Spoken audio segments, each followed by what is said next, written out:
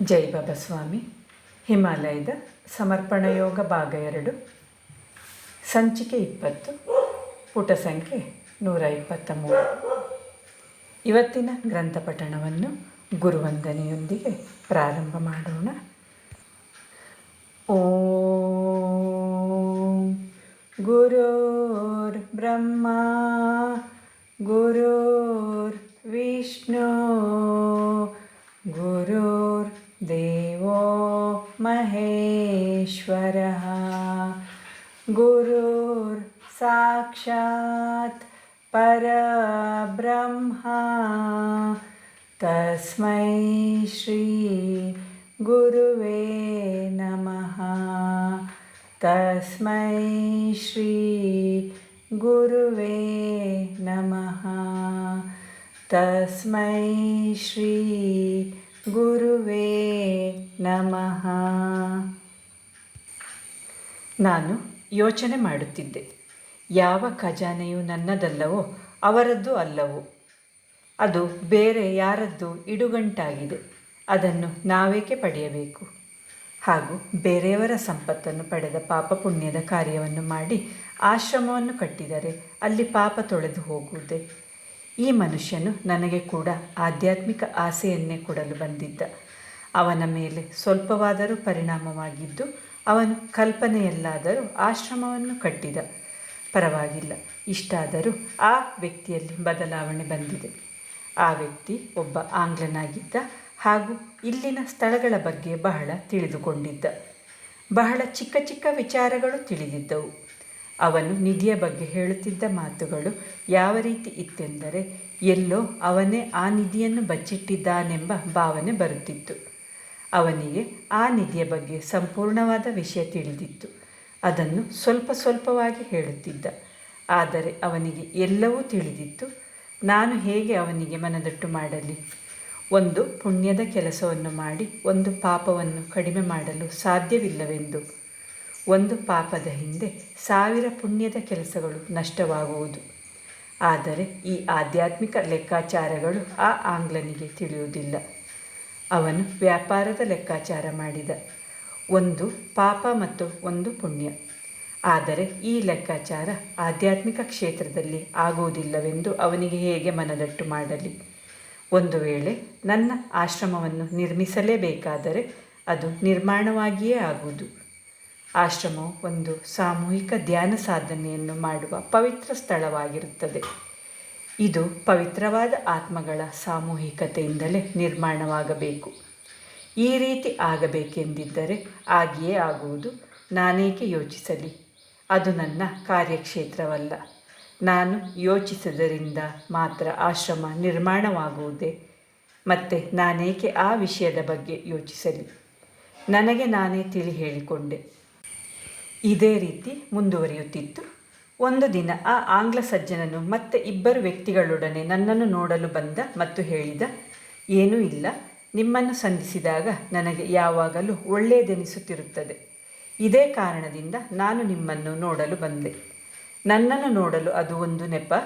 ನನ್ನ ಮುಂದಿನ ಆಲೋಚನೆಗಳು ಏನೆಂದು ಅವನು ತಿಳಿದುಕೊಳ್ಳಬೇಕಾಗಿತ್ತು. ಅವನು ಬಂದಾಗಿನಿಂದಲೂ ಕನ್ನಡಕದ ಹಿಂದಿದ್ದ ಅವನ ದೊಡ್ಡದಾಗಿದ್ದ ಹಸಿರು ಕಣ್ಣುಗಳು ಏನೋ ಒಂದು ಉತ್ತರವನ್ನು ಹುಡುಕುತ್ತಿತ್ತು.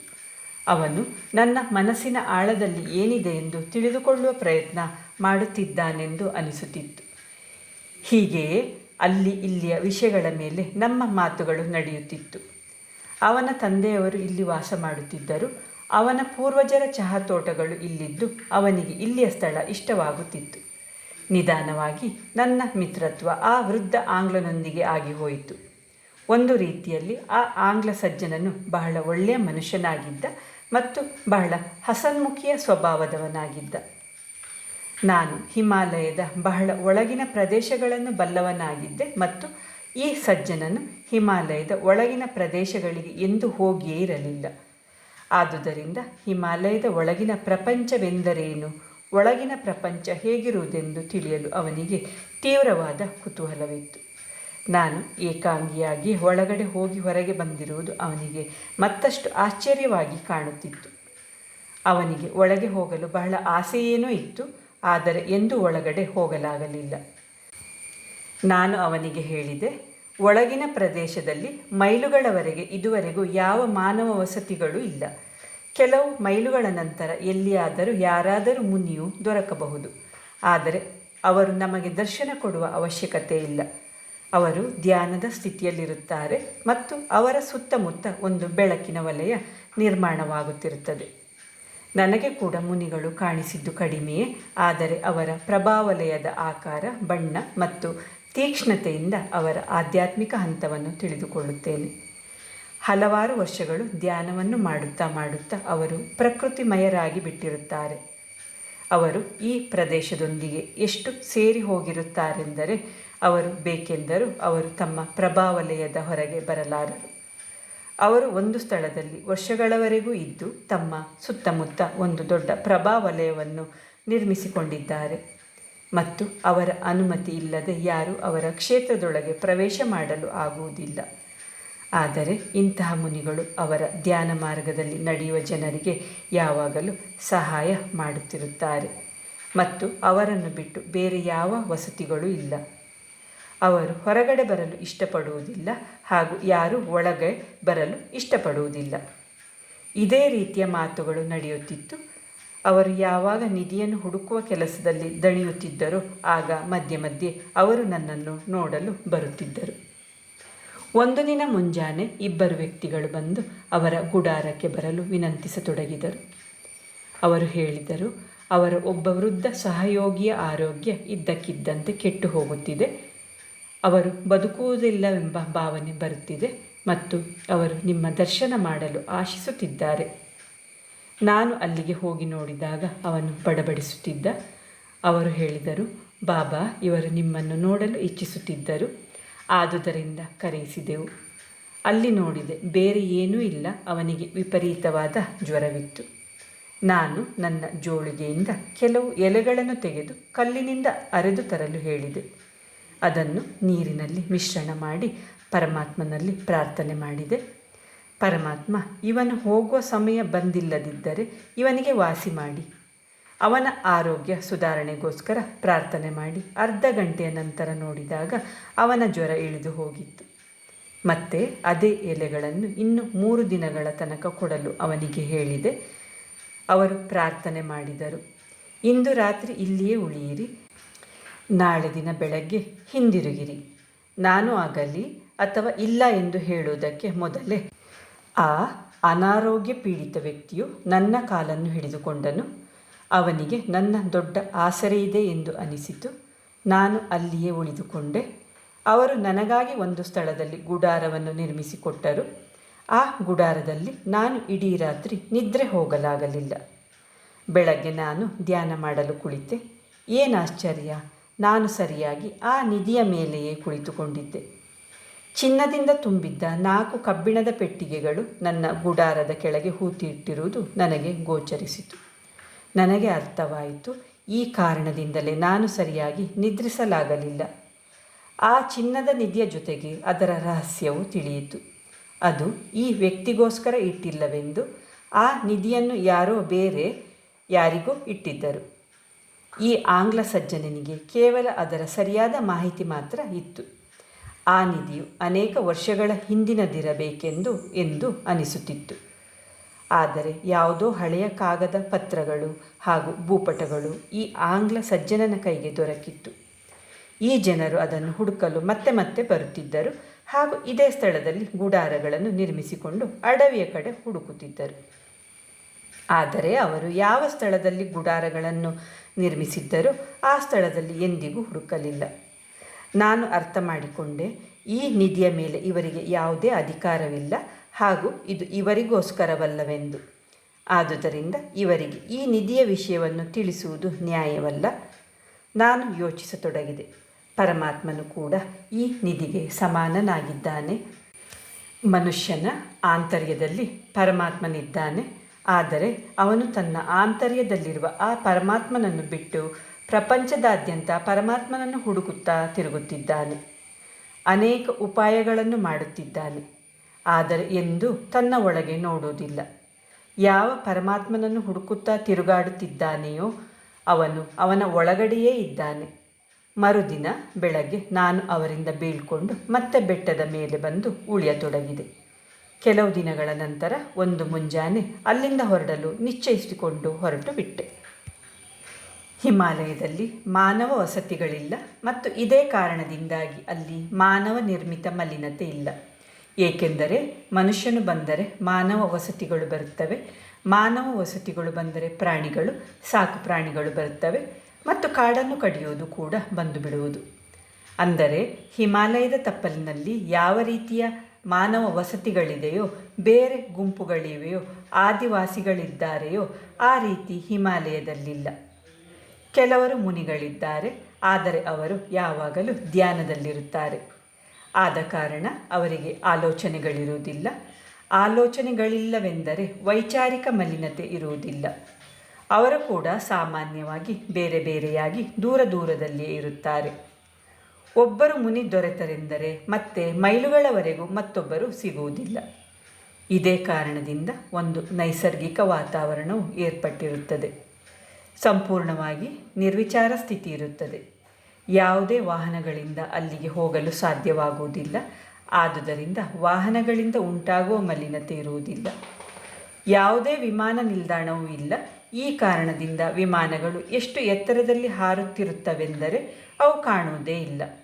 ಅಂದರೆ ಪೂರ್ತಿಯಾಗಿ ಮಲಿನತೆ ಇಲ್ಲದ ಪ್ರದೇಶವಾಗಿರುತ್ತದೆ.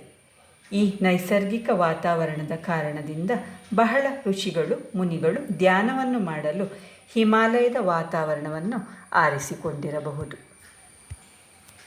ಆ ದಿನಗಳಲ್ಲಿ ನನ್ನ ದಿನಚರಿಯಲ್ಲಿ ಯಾವುದೇ ನಿಗದಿತಗಳು ಇರಲಿಲ್ಲ. ಸಾಮಾನ್ಯವಾಗಿ ಬೆಳಗ್ಗೆ ಧ್ಯಾನವನ್ನು ಮಾಡುತ್ತಿದ್ದೆ. ಬೆಳಗಿನ ಸಮಯದಲ್ಲಿ ಅದೇ ಕಾರ್ಯವನ್ನು ಮಾಡುತ್ತಿದ್ದೆ. ಆದರೆ ಉಳಿದ ಸಮಯದಲ್ಲಿ ನನ್ನ ಆಂತರ್ಯದ ಕಡೆಯಲ್ಲಿಯೇ ಇರುತ್ತಿದ್ದೆ. ದಿನವಿಡೀ ಚಿತ್ತವು ಅಂತರಂಗದ ಒಳಗಡೆಯೇ ಇರುತ್ತಿತ್ತು. ಈ ಕಾರಣದಿಂದ ನನ್ನನ್ನು ನಾನು ತಿಳಿಯಲು ಒಳ್ಳೆಯ ಅವಕಾಶ ದೊರೆಯುತ್ತಿತ್ತು. ನನ್ನ ಶರೀರದ ರಚನೆ, ನನ್ನ ಹೃದಯ, ನನ್ನ ಮನಸ್ಸು, ನನ್ನ ಆಲೋಚನೆಗಳು, ನನ್ನ ಚಿತ್ತ, ನನ್ನ ಶರೀರ, ನನ್ನ ಆತ್ಮ, ನನ್ನ ಕರ್ಮ, ನನ್ನ ಭಾವನೆ, ನನ್ನ ಶರಣಾಗತಿ, ನನ್ನ ಪ್ರೇಮದ ಭಾವನೆ, ನನ್ನ ಮಾನವತೆ, ನನ್ನ ಚಕ್ರಗಳು, ನನ್ನ ನಾಡಿಗಳು, ಆ ನಾಡಿಗಳೊಡನಿರುವ ಚಕ್ರಗಳ ಸಂಬಂಧ ಮತ್ತು ಆಲೋಚನೆಗಳಿಂದ ಚಕ್ರಗಳ ಮೇಲಾಗುವ ದುಷ್ಪರಿಣಾಮಗಳು. ನೀರ್ಗುಳ್ಳೆಯು ನಿರ್ಮಾಣವಾಗಿ ಒಂದು ಕ್ಷಣದಲ್ಲಿ ಒಡೆದು ಹೋಗುವ ಹಾಗೆ ಆಲೋಚನೆಗಳ ಸ್ಥಿತಿಯು ಹಾಗೆ ಆಗಬೇಕು. ಆ ಆಲೋಚನೆಗಳ ರೂಪದ ನೀರ್ಗುಳ್ಳೆಗಳು ಎದ್ದು ಕ್ಷಣ ಮಾತ್ರದಲ್ಲಿ ಒಡೆದು ಹೋದವು. ಆ ಆಲೋಚನೆಗಳ ಸ್ಥಿತಿ ಕ್ಷಣ ಮಾತ್ರದಲ್ಲಿ ಸಮಾಪ್ತಿಯಾಗಿ ಹೋದವು. ಈ ರೀತಿಯಾದ ಅಂತಹ ಆಲೋಚನೆಗಳಿಗೆ ಸ್ಥಳ ಮಾಡಿಕೊಳ್ಳಲು ಸಮಯವೇ ಇರುವುದಿಲ್ಲ. ಆದರೆ ಆ ಆಲೋಚನೆಗಳು ಬಹಳ ಸಮಯ ಉಳಿದು ಹೋದರೆ ಆ ಆಲೋಚನೆಗಳಿಗೆ ಸಂಬಂಧಿಸಿದ ಪರಿಸ್ಥಿತಿ, ಆ ಆಲೋಚನೆಗಳಿಗೆ ಸಂಬಂಧಪಟ್ಟ ಮನುಷ್ಯ ಮತ್ತು ಅವನ ಚಕ್ರಗಳ ಪ್ರಭಾವ, ನಮ್ಮ ಅವುಗಳ ಸಂಬಂಧ, ಇಂತಹ ಮಾತುಗಳೆಲ್ಲ ನಮ್ಮ ಚಕ್ರಗಳ ಮೇಲೆ ಕೆಟ್ಟ ಪ್ರಭಾವವನ್ನು ಬೀರುವುದು. ಸಾಧಾರಣವಾಗಿ ಕಳೆದು ಹೋದ ಕಾಲದ ಆಲೋಚನೆಗಳು ಭೂತಕಾಲದಲ್ಲಿ ಇದ್ದ ಮನುಷ್ಯರದಾಗಿರುತ್ತದೆ. ಆ ಮನುಷ್ಯರನ್ನು ನಾವು ಜ್ಞಾಪಕ ಮಾಡಿಕೊಳ್ಳುತ್ತಲೇ ಇರುತ್ತೇವೆ. ಆದರೆ ಅವರು ನಮ್ಮನ್ನು ಜ್ಞಾಪಕ ಮಾಡಿಕೊಳ್ಳಬೇಕಾದ ಅಗತ್ಯವೇನೂ ಇಲ್ಲ. ಅವರು ಪ್ರಾಯಶಃ ನಿಮ್ಮನ್ನು ಮರೆತು ಹೋಗಿರಲೂಬಹುದು, ನಿಮ್ಮನ್ನು ಗುರುತು ಕೂಡ ಹಿಡಿಯದಿರಬಹುದು. ಆದರೆ ನೀವು ಮಾತ್ರ ಅವರನ್ನು ನೆನಪಿಸಿಕೊಳ್ಳುತ್ತಲೇ ಇರುತ್ತೀರಿ. ನಮಗೆ ಒಂದು ಮಾತು ಜ್ಞಾಪಕವಿದೆ, ಆದರೆ ಆ ವ್ಯಕ್ತಿಗೆ ಅದೇ ಮಾತು ಜ್ಞಾಪಕವಿಲ್ಲ. ಏಕೆ ಹೀಗಾಗುತ್ತಿದೆ? ಏಕೆಂದರೆ ಆ ಸಮಯದಲ್ಲಿ ನಮ್ಮ ಮನಸ್ಸೆಲ್ಲ ಆ ಘಟನೆಯ ಮೇಲೆಯೇ ಕೇಂದ್ರೀಕೃತವಾಗಿರುವುದರಿಂದ ನಮ್ಮ ಗ್ರಹಣ ಶಕ್ತಿಯು ಪೂರ್ತಿಯಾಗಿರುತ್ತದೆ. ಆದುದರಿಂದ ನಾವು ಆ ಘಟನೆಯನ್ನು, ಆ ಸಮಯದಲ್ಲಿ ನಡೆದ ಮಾತುಗಳನ್ನು ಸಂಪೂರ್ಣವಾಗಿ ಗ್ರಹಿಸಿಕೊಳ್ಳುತ್ತೇವೆ. ಅವನ್ನು ಸಂಪೂರ್ಣವಾಗಿ ಗ್ರಹಿಸಿಕೊಂಡ ಮೇಲೆ ಅವು ನಮ್ಮ ಸ್ಮೃತಿಯಲ್ಲಿ ಶಾಶ್ವತವಾಗಿ ಉಳಿದು ಬಿಡುತ್ತದೆ. ನಾವು ಅದನ್ನು ಮತ್ತೆ ಮತ್ತೆ ನೆನಪು ಮಾಡಿಕೊಂಡು ಅದಕ್ಕೆ ಗೊಬ್ಬರ ಮತ್ತು ನೀರನ್ನು ಹಾಕಿ ಬೆಳೆಸಿಕೊಳ್ಳುತ್ತಿರುತ್ತೇವೆ. ಒಳ್ಳೆಯ ಅಥವಾ ಕೆಟ್ಟ ಘಟನೆಯಾಗಿರಲಿ, ಭೂತಕಾಲದ ಎರಡೂ ಘಟನೆಗಳು ನಮ್ಮ ಚಿತ್ತವನ್ನು ಶಿಥಿಲ ಮಾಡುತ್ತವೆ.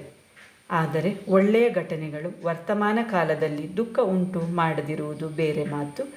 ಆದರೆ ಅದು ಚಿತ್ತವನ್ನು ಶಿಥಿಲ ಮಾಡಿಯೇ ಮಾಡುತ್ತದೆ. ಇನ್ನು ಕೆಟ್ಟ ಘಟನೆಗಳು, ಕೆಟ್ಟ ವ್ಯಕ್ತಿಗಳು ಒಂದು ಗಾಯದ ತರಹ. ಅದು ನಮ್ಮ ಮನಸ್ಸನ್ನು ಶಿಥಿಲಗೊಳಿಸುವುದಲ್ಲದೆ ನಮಗೆ ದುಃಖವನ್ನು ತಂದುಕೊಡುತ್ತದೆ. ನಮಗೆ ಗಾಯವಾದಾಗ ನಾವು ಅದನ್ನು ಪದೇ ಪದೇ ಮುಟ್ಟುವುದಾಗಲಿ ಕೆರೆಯುವುದಾಗಲಿ ಮಾಡುವುದಿಲ್ಲ. ಅದು ತನ್ನಷ್ಟಕ್ಕೆ ತಾನೇ ಕೂಡಿಕೊಳ್ಳಲು ಬಿಡುತ್ತೇವೆ ಮತ್ತು ಸಮಯವಾಗುತ್ತಾ ಅದು ಕೂಡಿಕೊಂಡು ವಾಸಿಯಾಗಿ ಬಿಡುತ್ತದೆ. ಇದೇ ರೀತಿಯಲ್ಲಿ ನಮ್ಮ ಚಿತ್ತದಲ್ಲಿ ತುಂಬಿಟ್ಟಿರುವ ಘಟನೆಗಳನ್ನು ಮತ್ತೆ ಮತ್ತೆ ನೆನಪಿಸಿಕೊಳ್ಳಬಾರದು. ಏಕೆಂದರೆ ಮತ್ತೆ ಮತ್ತೆ ನೆನಪಿಸಿಕೊಂಡು ಆ ಗಾಯವನ್ನು ಕೆರೆಯುತ್ತಿದ್ದೇವೆ ಹಾಗೂ ಅದನ್ನು ಕೂಡಿಕೊಳ್ಳಲು ಬಿಡುತ್ತಿಲ್ಲ. ಜೈ ಬಾಬಾ ಸ್ವಾಮಿ. ಇವತ್ತಿನ ಗ್ರಂಥ ಪಠಣವನ್ನು ಮುಕ್ತಾಯಗೊಳಿಸುತ್ತಿದ್ದೇನೆ. ಶಾಂತಿ ಪಾಠ. ಓಂ ದ್ಯೋ ಶಾಂತಿ ಅಂತರಿಕ್ಷಗಂ ಶಾಂತಿ ಪೃಥ್ವೀ ಶಾಂತಿ ಆಪಃ ಶಾಂತಿ ಔಷಧಯಃ ಶಾಂತಿ ವನಸ್ಪತಯಃ ಶಾಂತಿ ವಿಶ್ವೇ ದೇವಃ ಶಾಂತಿ ಬ್ರಹ್ಮ ಶಾಂತಿ ಸರ್ವಗಂ ಶಾಂತಿ ಶಾಂತಿರೇವ ಶಾಂತಿ ಸಾ ಮಾಂ ಶಾಂತಿರೇಧಿ. ಓಂ ಶಾಂತಿ ಶಾಂತಿ ಶಾಂತಿ. ಸರ್ವರಿಷ್ಟ ಸುಶಾಂತಿರ್ಭವತು.